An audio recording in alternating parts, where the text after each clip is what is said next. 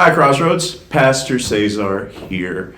And I want to talk to you about some really, really important topics. First of all, as many of you know now, but some of you may not be informed about this, but the United Methodist Church is going to split. There is a split that is begun to happen in the church, and I want to give you some information about it. We have had several informational sessions. If you've been to one of our sessions under the title of, A Future with Hope and Purpose, these are conversations, these are informational sessions where I'm bringing a lot of information about everything that's going on, and we're having question and answer during this time as well.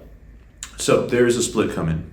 But why is this split happening? And I'm sorry, I'm going to be looking at my notes so I can stay in line, but there has been some contention about the role of LGBTQ plus people as clergy. Our discipline states that self-avowed practicing homosexuals or people of LGBTQ cannot be ordained as ministers in the United Methodist Church. This means that they can't serve as pastors, deacons, elders, or any capacity as clergy within the United Methodist Church. There are some folks who have wanted to see that change. Our doctrine also states that all people are of sacred worth. And these individuals that are LGBTQ plus are of sacred worth. And so they're welcomed in our churches. They're welcome to come and participate and listen in and just be part of the congregation. But our teaching on the ethic and morality of marriage and of sexuality is the traditional historical Christian understanding of it. But of course, no one is discriminated against for being LGBTQ plus. And so this also means that we can't perform same-sex weddings here at our church, nor that clergy can perform same-sex weddings anywhere as clergy of the United Methodist Church. Again, a group within the church has been advocating and wanting to see this change so that there can be full inclusion of LGBTQ plus people, and that they can be ordained as ministers, and that there could be they could perform same-sex weddings within the church, and that clergy can perform same-sex weddings. Over the years and since the inception of the United Methodist Church as it is now, this has been the doctrine, right? That has continued to stand year by year. In 2019, there was a special called General Conference about this topic, and people hoped that this would be the end to the debate. At that general conference, the traditional historical teaching stood once again. And after this conference, some clergy and bishops and leaders in the United Methodist Church felt so strongly that about this discipline changing, so strongly about the inclusion of LGBTQ plus people within clergy and as married individuals within the church, that they began to disobey our doctrine. They began to disobey the discipline. Okay, and so this are the two main topics, right? One informs the other. And so since 2019, there have been several annual conferences where clergy and bishops have simply said, we will not follow this part of the discipline. We will not uphold it. And this has caused a substantial rift in the United Methodist Church, to the point that many leaders of the traditional movement within the church decided that they wanted to begin a new denomination called the Global Methodist Church. This Global Methodist Church came into existence May 1st of this year. And so now churches are able to join the Global Methodist Church. This has caused several churches already to disaffiliate from the United Methodist Church and move to the Global Methodist Church. With this movement, this opens up the path for in the United Methodist Church to move forward in a more progressive way of full inclusion of LGBTQ plus people. For churches that are traditional leaning and want to uphold the doctrine, this allows them to go and to be part of a group where the doctrine will be upheld and there will be accountability to that. Okay?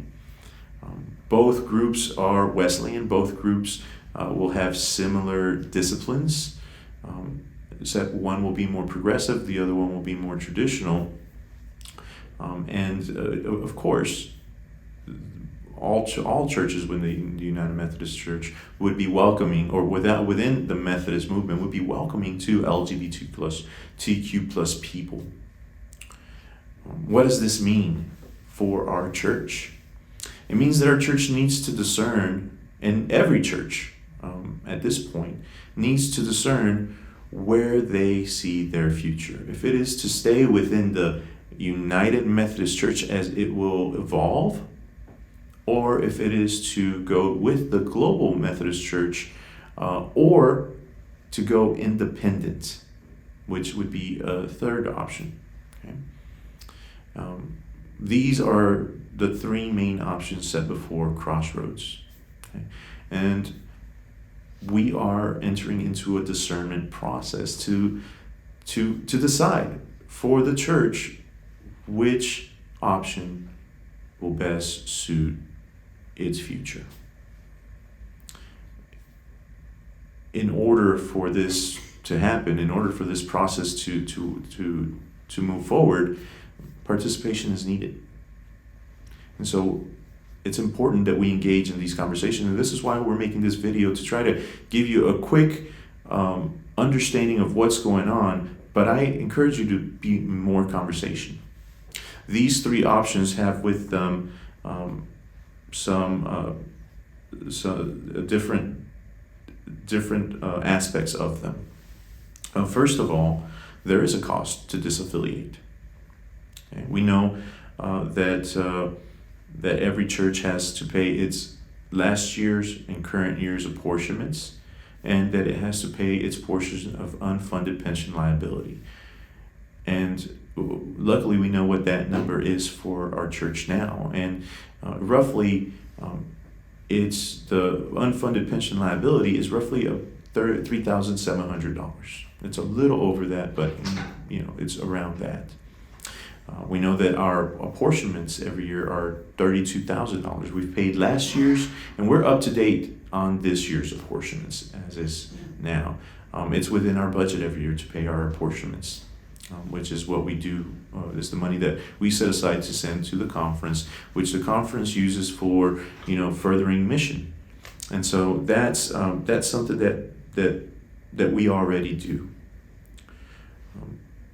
So I want to invite you to the future informational sessions, to future listening sessions, and to enter into prayer during this time and during this process for our church. It's important to understand that if our church discerns a possibility for Crossroads to move either to be independent or to be in a Global Methodist Church, there will need to be a vote for the membership of the church. That means that the entire membership of the church would have to vote. And if you are a member of this church, and if it gets to the point where this church is going to vote, it's important that you be informed on what the issues are, what are the choices, and be well informed as to, in order to make a better decision for your church.